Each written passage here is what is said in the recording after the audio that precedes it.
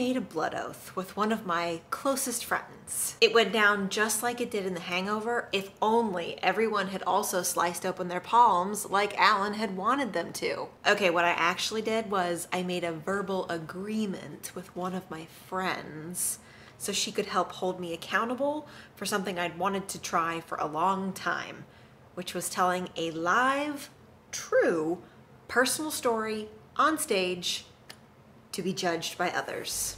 If you're new here, I'm Hannah Michelotti. I'm a public speaking and presentation coach in Portland, Oregon, and I work with corporate and creative professionals like you to speak with clarity, confidence, and charisma. Be sure to subscribe if you're new, and if you're returning, hi, welcome back.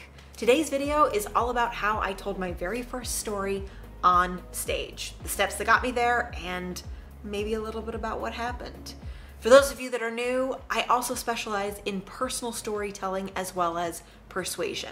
Very rarely in life do I think we're just informing people. I think more often than not, you want people to do something, think something, or take action on something that you have said, which is persuasion. If you'd like to learn more about me, I've got a link in the description box below to my website. Like any good accountability partner, my friend set a very hard deadline for me to meet this goal of getting up on stage and telling a personal story live.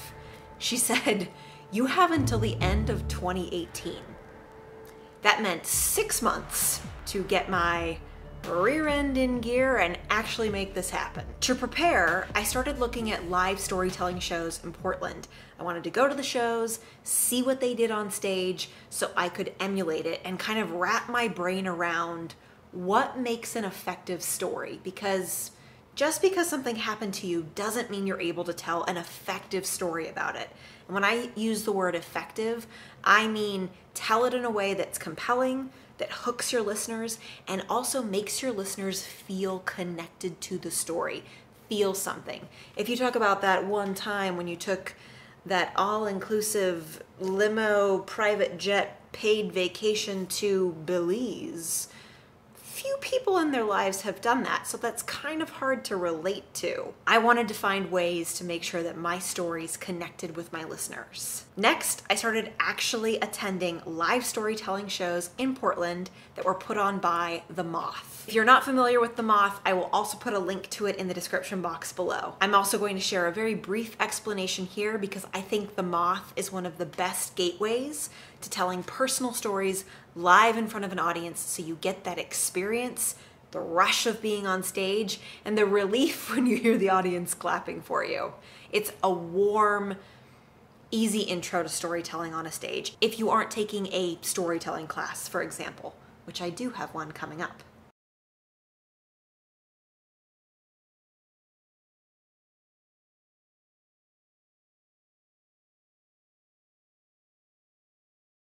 The Moth is a nonprofit organization that's dedicated to storytelling. One of the arms that The Moth has is they put on events which are called story slams. And a story slam happens in cities around the United States as well as globally, in fact. And it's where they have a theme for the evening. You can either purchase a ticket to just watch people tell stories on stage about that theme, or you can go, also having purchased a ticket, and you can tell a true, on-theme, 5-minute story on stage and get judged by people in the audience. In November of 2018, I had 1 month until my deadline. I decided to walk the story plank, aka attend the Moth Story Slam in Portland and put my name in the hat to be chosen to speak. The theme of this particular night was animals. I'd practiced my animal-themed story about 4 times at home. I made sure to record it, just an audio recording, not a visual recording, so that I could play back the recording and listen for specific characteristics. A, was it making sense? Was it in a chronological order? That's really important when you tell stories because your audience will get lost if you skip around in time. Did my story make sense? Was it even a story? Oftentimes when I talk with clients and they tell me a story, they're often sharing facts. Stories are different than facts. If you went to the store and you got a flat tire in the parking lot and had to call home for help, those are facts. not exactly a story. I wanted to be able to tell if there was a climax in my story, if there was a clear resolution, if I was avoiding starting my story like this. Well, hi everyone. My name is Hannah Michelotti. I am nervous, and today what I'm going to be doing is telling you a story about my dog. At The Moth, you just get up to the microphone and start telling your story. I also wanted to know, how was my tone of voice? Did I sound interested, excited, monotone, boring? Did I have good volume? Did I have good changes in volume? That all mattered to me, and I could hear that in the audio recordings. My stomach was like an active hive of bees the moment I arrived at the venue. What I didn't mention is that I only bought one ticket to the show. Table for one, please. One ticket just for me. I told no one that I was going. I invited no one to go to the show with me. I decided to go alone for two reasons.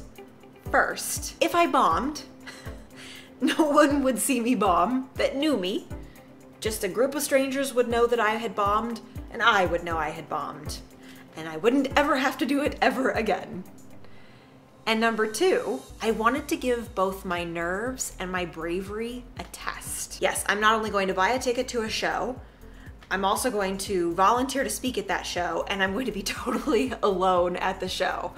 In retrospect, I don't know if it was the best idea, but I needed to go alone. It felt like something I needed to do for myself. I entered the venue, immediately bought a drink, and found a seat. When there were about 30 minutes left till the show started, I went up to the stage, which is where they have an individual sitting next to pieces of paper where you can register to tell your story. Here's the thing about The Moth. Only 10 storytellers are selected every night.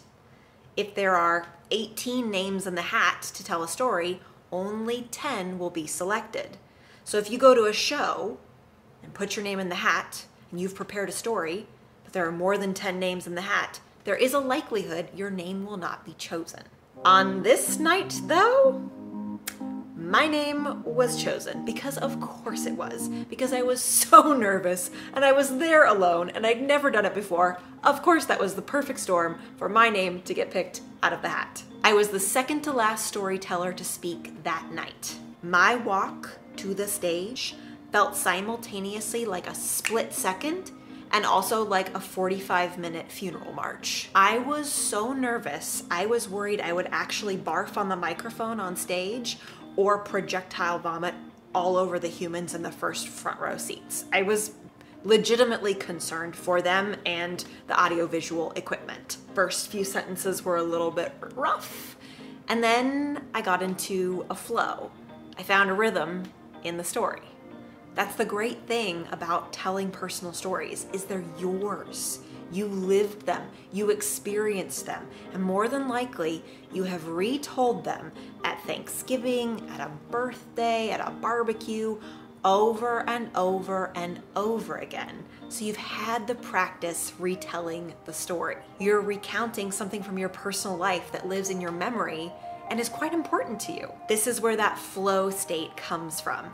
You're not thinking about a data point or a percentage you really need to remember or an exact fact. You're recounting something from your personal life that lives in your memory and is quite important to you. Stories that are linked to emotion have the best impact not only on your memory, but on your audience. Which is why this story was so easy for me to remember, because it is emotionally jam-packed, and it was a seminal moment of my teenage years with our family pet, Harriet, the Jack Russell Terrier. When I heard the applause at the end of my story, it felt like a tidal wave of relief. I carefully climbed off the catwalk-like stage. This stage jutted out into the audience, so as you were speaking, there were people behind you past the 90 degrees mark, which was kind of strange when I was swiveling my head to make sure everyone felt like I spoke to them directly, and it was especially narrow, and I thought, well, if I don't barf on everyone, I might just fall off and hurt someone with my body weight as I tumble into them in the front row. I made it to my seat, and I waited for my final judgment. Because The Moth knows that nothing goes better with art than judgment. Every single story that's told at The Moth at a story slam receives a score from 3 different judging pods. Those scores are recorded after each speaker, and at the end of the night, one of the speakers, one of the storytellers, has the highest score, and they move on to the Grand Slam, which is a produced show. There are 10 storytellers who've been selected to all tell stories at the Grand Slam. To find out what happened next and learn about effective elements your stories need to hook eyeballs and burrow into people's hearts, check out my next video. That's all I've got for today, and I will catch you next time.